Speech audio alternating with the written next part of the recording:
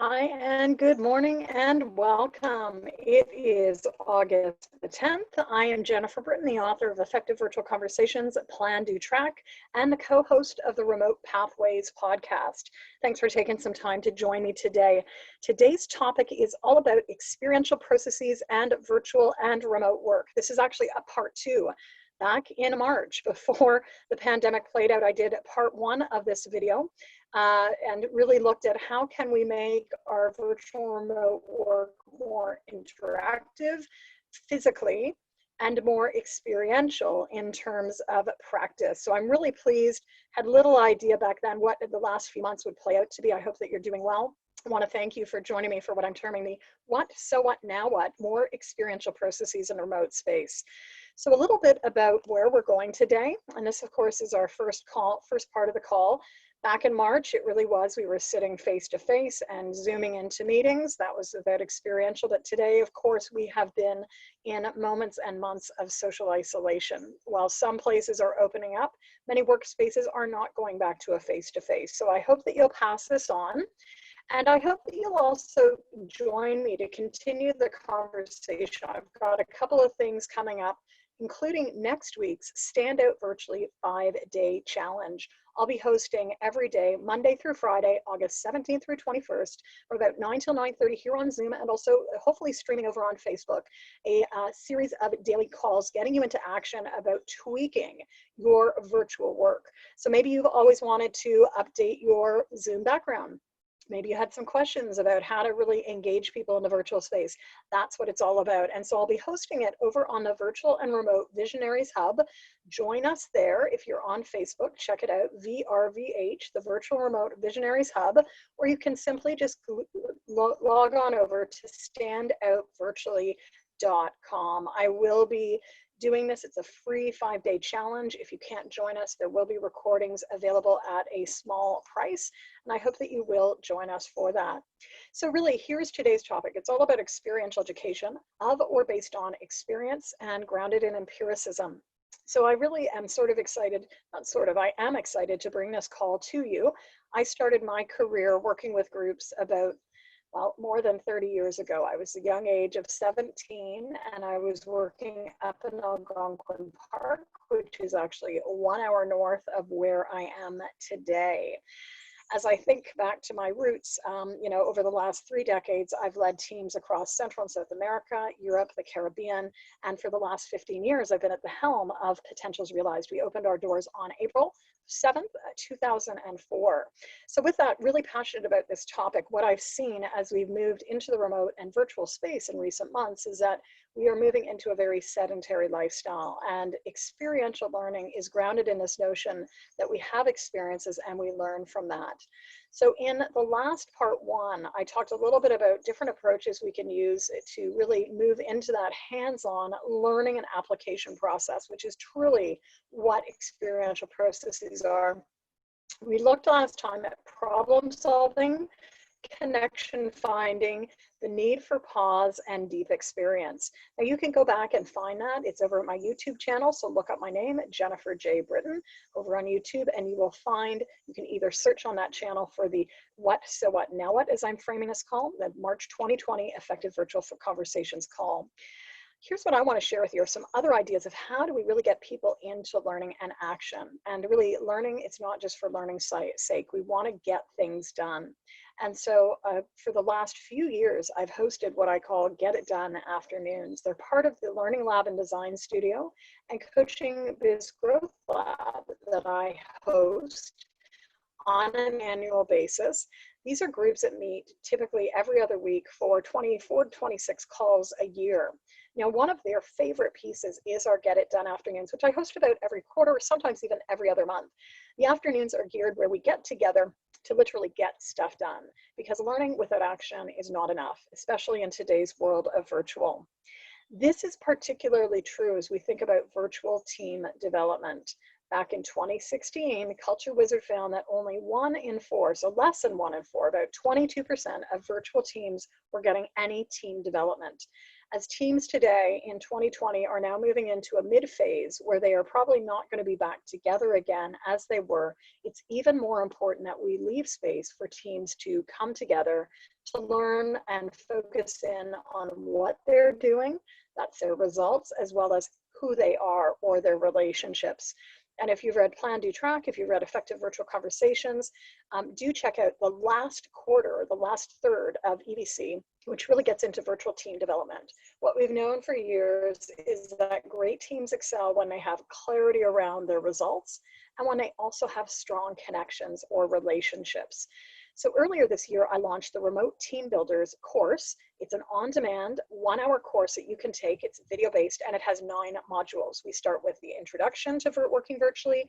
I go through more than a dozen exercises covering the landscape of openers, closers, styles, working with strengths, and several other areas, including collaboration. And these are really key areas for virtual teams today. The course is on demand and you can find that at teams365.teachable.com.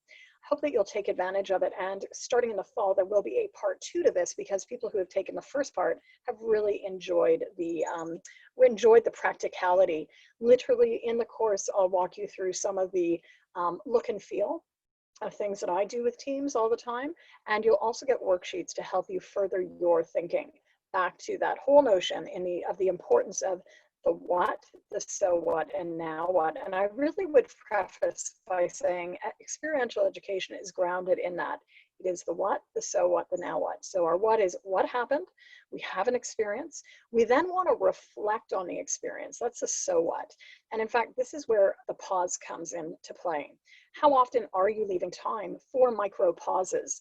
I've done a lot of recent calls talking about the micro pause and how important it is, whether we are just simply sitting and reflecting, whether we're grabbing a journal and taking down some notes, or whether we're working with a coach through a series of reflective pause. Part of learning is encapsulated when we are able to look at what we've done, what's important about that, and then think about application. So my invitation for you is to think about what micro windows are you building in with the pause. I think, again, the workspace has changed drastically for so many.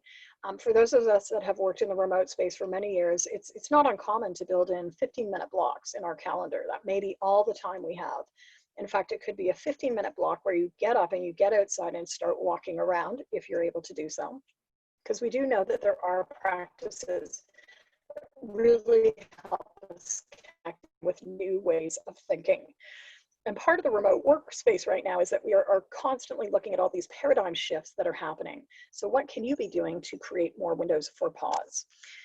Now, part of what I've been doing, and this is the view outside my window, I know you can't see that, but what I literally look at every day here in the months of July and August is what you see here. And it really is about bringing our tech outdoors. Whether I'm doing calls here from the veranda or I am on the river, it is an amazing, I have to say, an amazing sort of gift of 2 months that I've been able to structure in my work. Now, we can't do it overnight. When I started this business back in 2004, I said part of my vision was to create workspace where at least a couple months of the year, I would be able to work what I term now remote.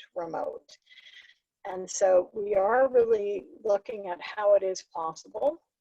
A lot of my workspace continues. In fact, probably I'm even busier up here than I am in my regular workspace. My day starts at 5:30. I'm on calls usually right now until mid-afternoon, sometimes even in the evenings. But given that I can look out and see just the vast wilderness, it makes such a difference. And sadly, the weeks are coming to a close for the summer, but I know that I'll be back here next year. And I would say that, this was the one year in my entire life that I really wasn't sure if we would get here. We have been here. It's simply a blessing, and I'm bottling it up. So think for yourself. Think about how you can bring tech outdoors. What I find really fascinating, and in the Toronto Star just over the weekend, they showed what education looked like in the Spanish flu era of 1918, 1919 in Toronto. And what was happening in those days was that educators, teachers were taking learning outside.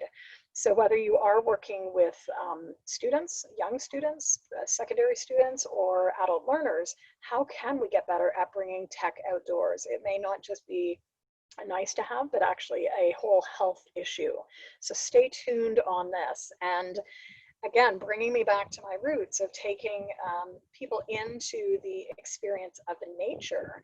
This is what I did as a young professional. A lot of my work throughout the early 1990s was about creating learning environments in very, what might be perceived as extreme natural environments. So like helping teams that were moving and working across Central and South America. In those days, as some of you have heard, it would take 5 days of travel to get moving from point A to point B.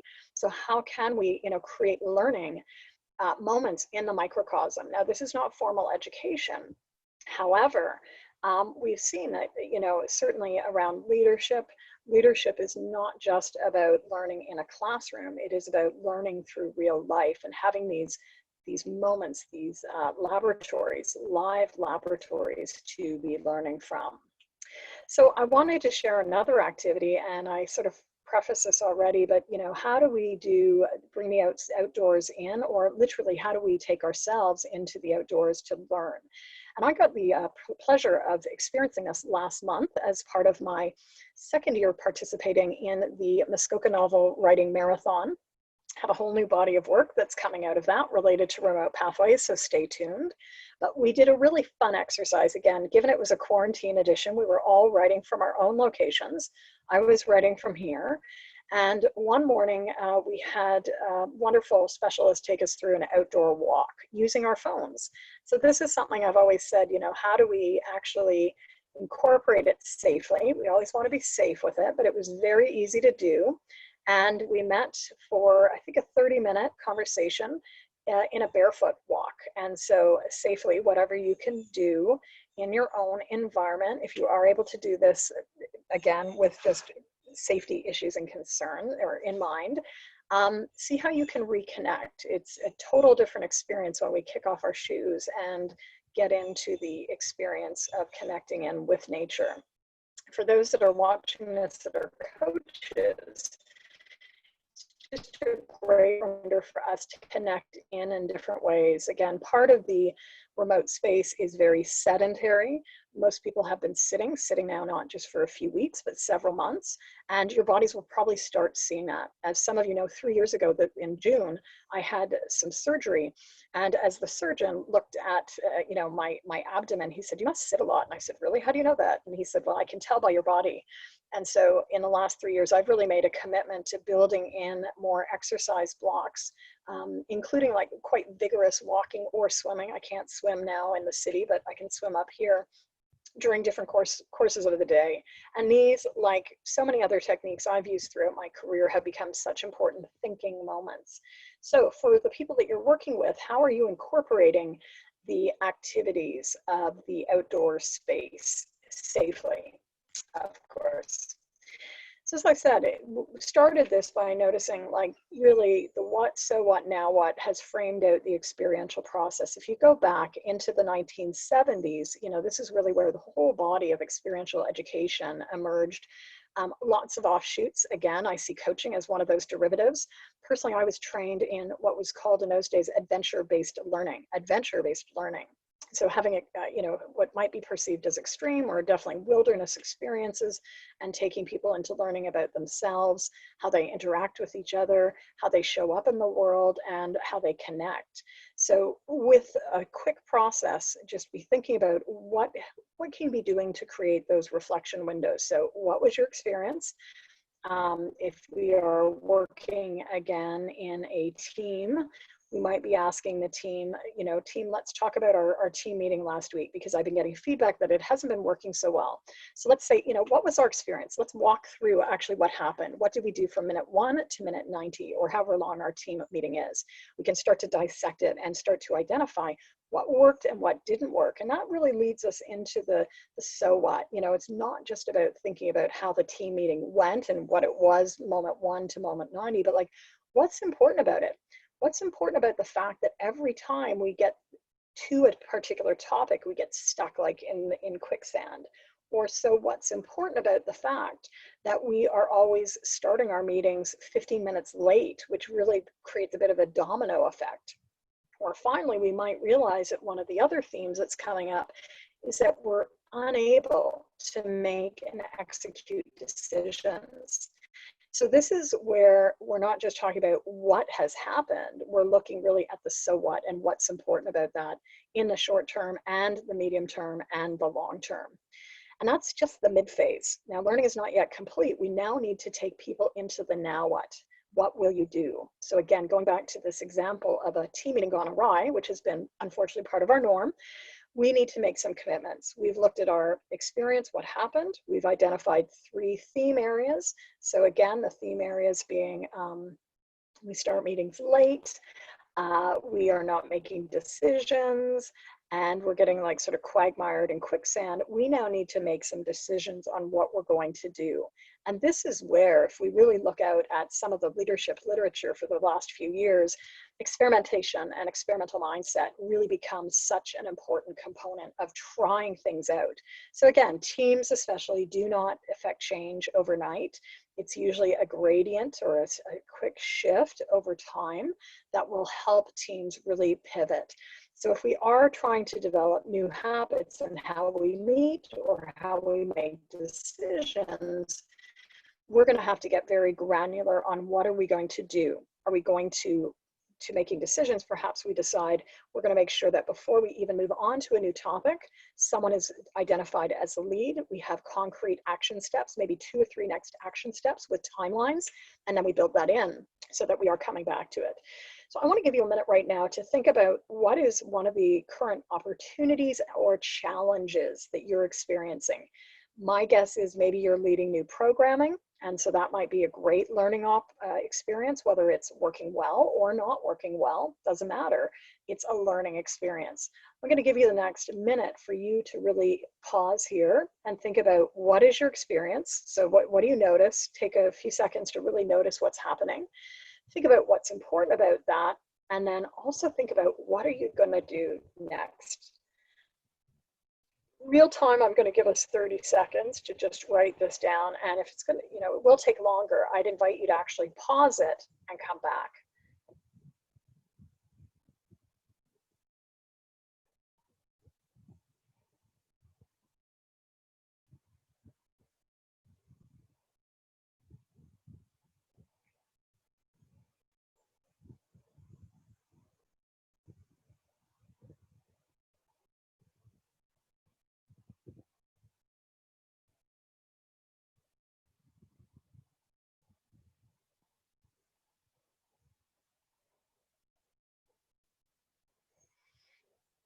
All right, so probably not enough time, but again, if you're watching this video, you can stop it and reflect on it. I want to share just a quick example I was reflecting on, and that is the whole experience of launching this first challenge for my business. Now, I've been part of challenges. I've loved them because really it is an opportunity to learn and put things into practice.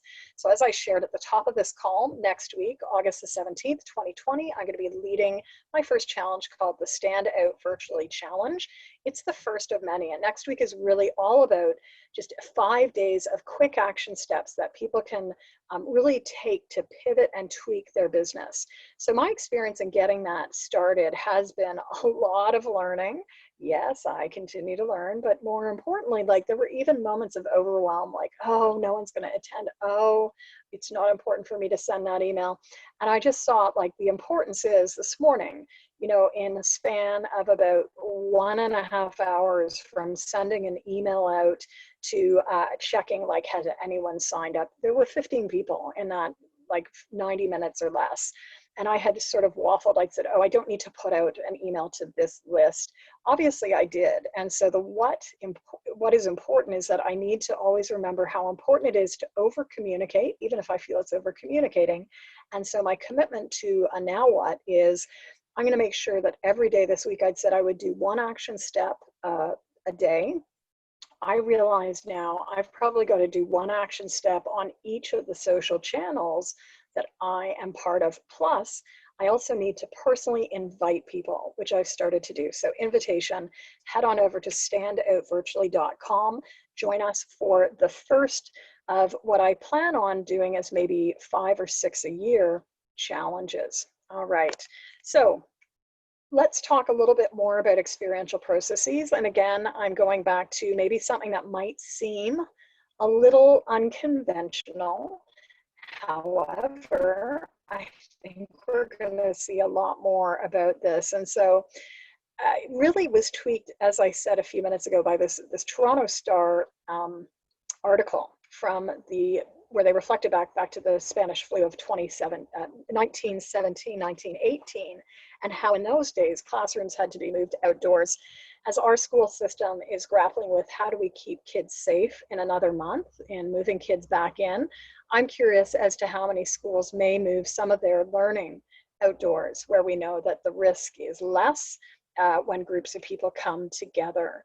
So I just decided I'd go and look at, what does the research say? I've seen it anecdotally throughout my career. I've seen it anecdotally even in the last few months of being able to get engaged outside every day. So ASLA.com really goes into a number. It's a great resource. You can Google and head over to ASLA.com and go health benefits of outdoors, and you're going to see multiple studies which link positive benefits from everything from heart health to depression to dementia. Has a section on adults, a section on youth, and I'm sure there's even probably a section on older adults as well. So we do want to see how we can really, if we are an educator or even a coach or a leader, how do we get people to incorporate safely some of the outdoors? Now, when I'm in an environment like this where I have lots of space, it's social distancing is very easy. Obviously, if I was in a downtown environment, would not be as easy. And so do keep that in mind. But how do we get people to reconnect with nature and create those pause points to take their work outside, to maybe take their conversations outside?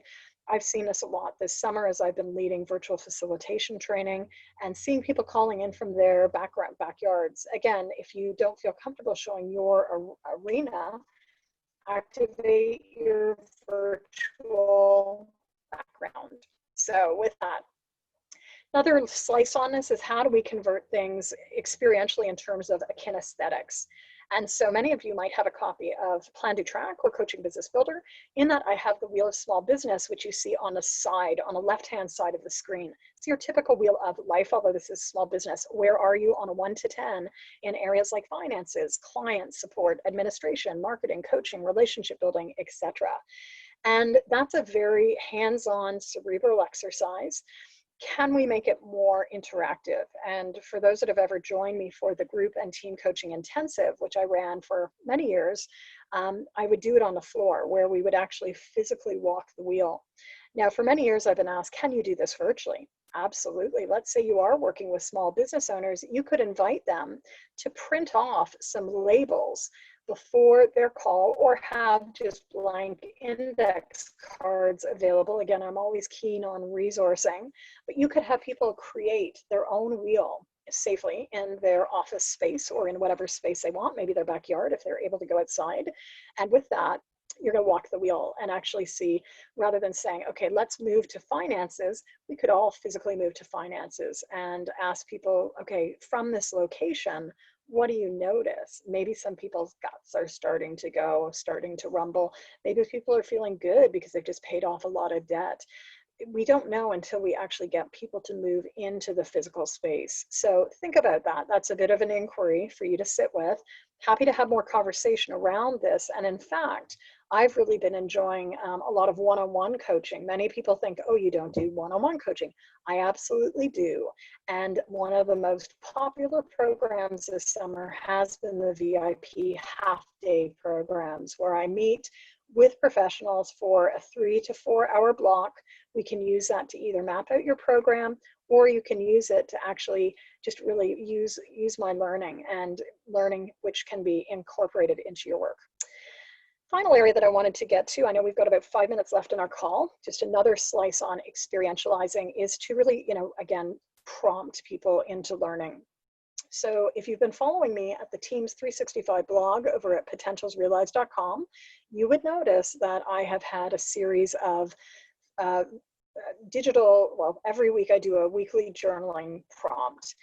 So those were prompts from the blog. They then became cards. And of course, physically, cards aren't going to be the best thing to be passing around at the moment. And so I digitized this in the spring. So you can see the cards on the left-hand side of the screen, and then all of those in much greater clarity really become digital versions that you can incorporate into your program.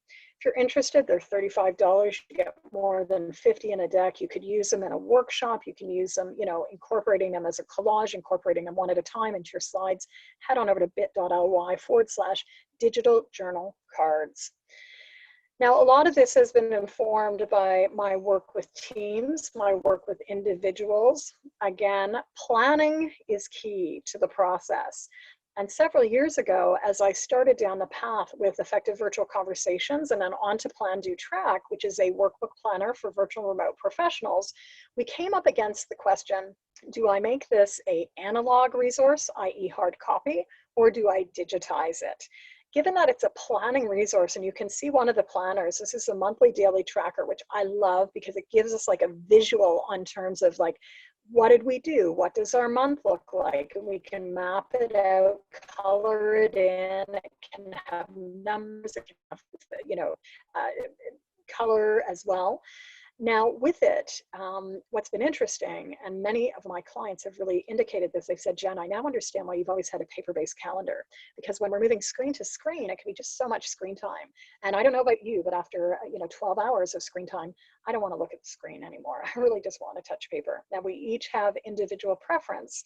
So if you were on the fence about purchasing a copy of either PlanDoTrack, which is for any virtual and remote professional, or perhaps you're a coach and you want to grow your coaching business, so Coaching Business Builder is maybe a better choice, head on over to our Potentials Realized store, and I've got digital copies of both books available. It's only available through us. It's not available on Amazon, not available anywhere else, but I have made it a digital version through our site, in part because a lot of the presses were shifted to PPE manufacturing a few months ago.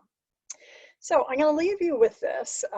Again, what is the metaphor you want to embrace? These are part of our teamwork icon deck. And it really just gets people to think about it. Like, have you left this call perhaps with some clarity, new ideas, maybe perhaps a bit of overwhelm or cognitive dissonance? What are the metaphors that you're leaving our call with? And if you join me for any calls this spring or summer, or even in the last few years, you'd know my affinity for metaphors. They really help to frame it. So I'm going to invite you right now as I take us through these last few slides to write down your learning from today. Maybe you want to connect in with part of your vision, revisit your vision. I love our group coaching. These are the Conversation Sparker cards, and they are a way to really get us focused in on what's important. Experiential is all about having an experience. So think about, what is that experience you want to create for others? How do you ensure that you have space to reflect on not only the what's happening, but the so what and the now what? And finally, make sure that you're leaving time for debrief. What happened? What worked? What didn't work? What did you learn? What were you surprised by? What's needed next time? It's always a pleasure to be with you. And so with that, keep asking great questions. Where are you going to start and what's your roadmap? As I said about 2 years ago, as I started the 90 Days PlanDoTrack on Instagram, get started, the rest will follow. It's never perfect. As I've seen, once again, one of my key learnings from this challenge that I'm ramping up for next week is just get started, the rest will follow. Hope that you will sign up and join us next week at standoutvirtually.com. Join us in the Facebook group. You don't have to be in Facebook in order to participate, as it will all be done by email. So a couple tools for focus.